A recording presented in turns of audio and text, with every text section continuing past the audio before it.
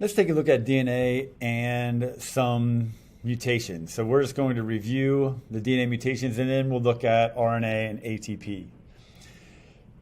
First, we need to understand there's two major kinds of mutations. The first kind of mutation occurs in the gene levels. These are huge, large sections of a DNA that are being swapped around on a chromosome.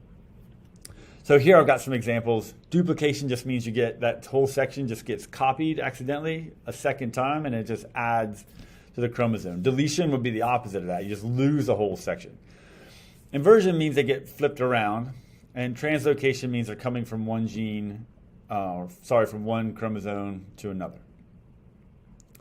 Then there's this other kind of mutations that only happen on the DNA strand, so the sequences of DNA. So one of those types of mutations are a substitution mutation. So we're just swapping one base for another one. Another option, though, might be an addition, where you're like adding one to the whole to the strand, but that's going to affect everything after that because DNA is read in codons of 30. So if I add one in there, that bumps all the other things after that insertion. That changes them all. The opposite of that, then, of course, would be deletion. So we insert a nitrogen base, or we might delete one. Either way, it's going to affect everything after that, which is why it's called a frame shift. They're much more dramatic types of mutations. So let me give you an example. Here's our original DNA strand, the dog ate the cat. Notice each word was only 3 letters long. That's to show this whole idea of codons being 3 bases together. The first mutation, the dog hate the cat. So now we've inserted a letter here, the H, and that should change everything after that. In the next example, the dog ate the car. So here I've got a substitution. I'm substituting the T for the R, and of course it's going to change the meaning of the sentence entirely. And then finally, he do ate the cat. Now in this case, we've deleted some of the bases, and it changes the sentence. Sometimes the effect of the mutation is silent. That simply means we've got a substitution, like in this case, but it doesn't actually affect the amino acid that's being produced. So even though the nitrogen base has changed, the amino acid has not changed. Another example might be a missense mutation. So now we have the mutation, it's affecting everything, and that has caused the protein to really not make any sense. All right, so that amino acid sequence is meaningless. And as a result, the protein might malfunction. This is the case of sickle cell anemia. The blood cell just collapses to a sickle shape.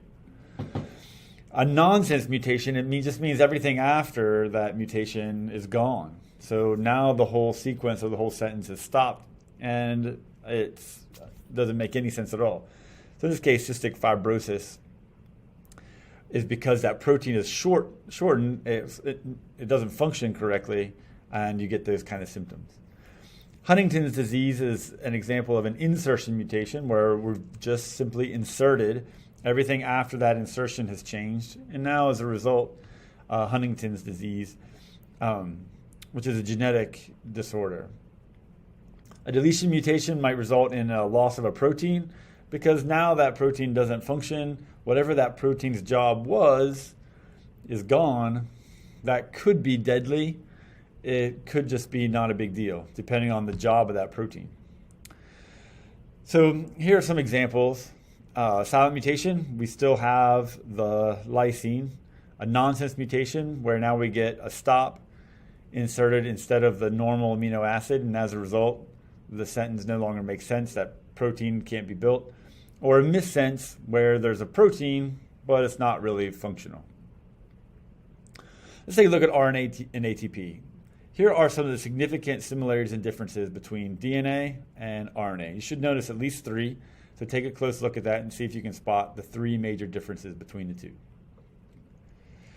RNA is a nucleic acid, ribonucleic acid, And there's three major kinds. The first kind is messenger, sometimes abbreviated mRNA, and that's going to take a message between DNA and the ribosomes, which is why we get the name messenger. Ribosomal RNA is going to be what assembles proteins, and tRNA, or transfer RNA, adds amino acids to proteins. So here's what they look like. There's a messenger RNA. You'll notice that group of three, that messenger RNA is a codon. Then you have a ribosomal RNA. That's a ribosome. That's where proteins are built. Then the transfer RNA, you'll see at the bottom there's a set of three nitrogen bases, and those are an anticodon. So here's what that whole thing looks like. In the nucleus, we have DNA. The DNA replicates itself. That's how we get DNA. But then RNA will make a copy of that DNA, and that's called transcription. So RNA makes a copy of the DNA. Then that messenger RNA strand comes out to the ribosome, and there we're going to build a protein, and that's called translation. And what we're doing is taking the message from the DNA, and we're using that message to assemble amino acids into a chain that's going to make a protein. We can figure that out. We can use a little wheel like this. So for example, if the sequence starts with a G, and then there's the second letter in the codon is a G, and the third nitrogen base there is a guanine, GGG. I can start in the center of this circle with the G. I move to the middle layer, and I get a G, and then I move to the outer layer, and I get a G, and that tells me what amino acid I have, glycine. You'll notice that some of these, like UAA, is going to be a black dot. That just means stop. So that's like adding a period to the sentence. Others, like AUG for met, that's going to be a start codon. That's how we know the sentence is about to start. Same chart, different layout. All right, so if I have a U, I start in the first position, I find the U, then I go across the top, I find a U, then I go down the right-hand side and find a U, and that tells me it's phenylalanine. You'll notice that UGA, so I start at U over here, then G up here, then A over here is a stop codon, UGA stop codon.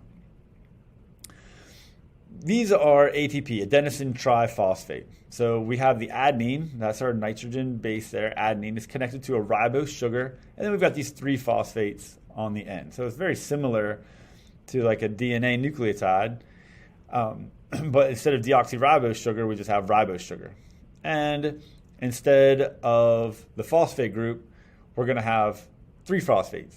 So adenine, ribose, three phosphates. Basically, ATP is just a chemical that we use for energy. When I say we, I just mean living things used for energy. And it kind of acts like a battery. That is, we can use it for energy, and then we can recharge it. So that energy is stored in chemical bonds between the second and the third phosphate. That's where most of the energy is going to be stored. We break off that third phosphate. We break that chemical bond. We get the energy. And then we can add that phosphate back, and we can use that ATP again. So answer some of these questions, true or false. RNA has uracil instead of thymine. Hopefully you picked the right one. RNA is double-stranded. No, it is not. RNA has a sugar ribose. Yes, it does. ATP uses which sugar? Ribose is correct. ATP is like DNA because they both have a phosphate group. ATP stores energy in which bond? That's between the second and third phosphate bond. And that wraps up our unit on DNA, RNA, and ATP.